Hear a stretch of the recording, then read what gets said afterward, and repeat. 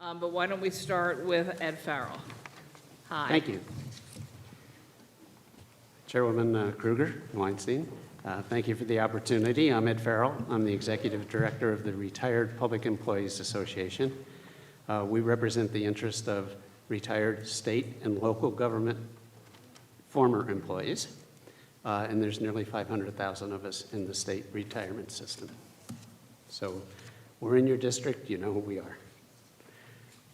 I thank you for the support you've shown in the prior years. I want to talk about two issues today, and you're not going to hear this from anyone else, so it's very important.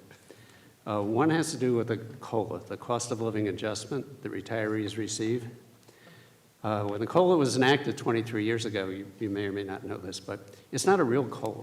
It's half a COLA. And it could never be less than 1% nor higher than 3%.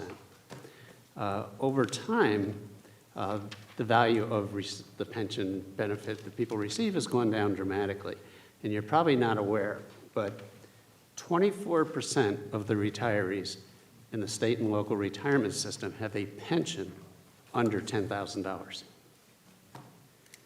And nearly half of them have a pension less than $20,000.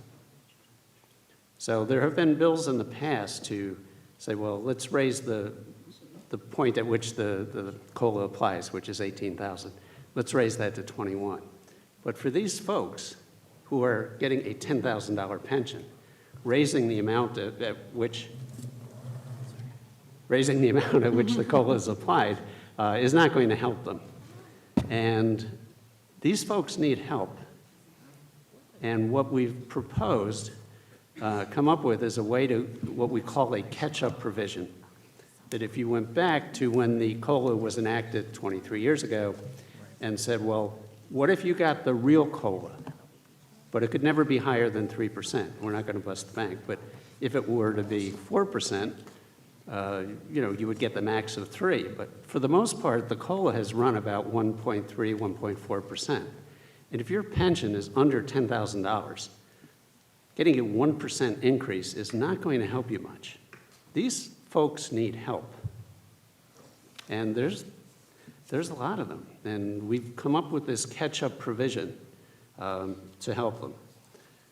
So, we also propose raising the cap from 18 to 21. The catch-up provision applies only to current retirees. It would be a one-time calculation. If you raise the threshold from 18 to 21, that applies to everyone going forward.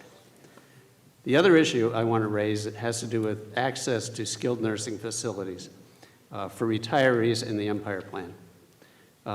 You're probably aware of this, but because there was a bill that was enacted last year, all of you voted for it. It passed unanimously in each house. So I know. I call this to your attention. It's really important. The bill's been reintroduced. It's Senator Breslin, John McDonald. We hope that you include funding for this in your one-house budget resolutions. And finally, we support the proposal that Barbara has regarding the MC, the retirees. Thank you. Thank you.